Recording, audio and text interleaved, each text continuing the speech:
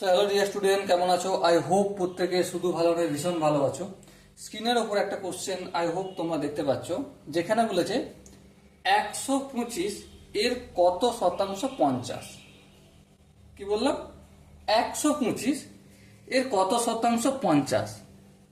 তাহলে আলটিমেট আমি এক্স ধরে নিচ্ছি, এক শতাংশ। কি ধরলাম? এক শতাংশ। তাহলে শর্তটা কেমন হবে? 125 এর এক্স পার্সেন্টেজ ইকুয়াল টু 50। হ্যাঁ, ঠিক। তার মানে এটাকে আমি 125 into X by 100 equal to 50 লিখতে পারি। হ্যাঁ, লিখতে পারি, অসুবিধা নাই।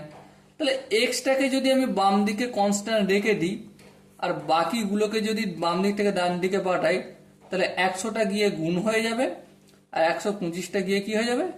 ভাগ হয়ে যাবে। তাহলে এবার একটু যদি কাটাকাটি ফাটাকাটি করি, কি পাবো তাহলে? 5 25-এ 125, আর এটা 4 25-এ 100। 5 1-কে 5, 5 2-গুণে 5 10-এ 50। সো দেখো, 10-কে 4 দিয়ে গুণ করলে 40। সো এক্স এর ভ্যালু কত পেলাম আমি? 40 পেলাম। তাহলে আলটিমেট 125-এর কত শতাংশ 50?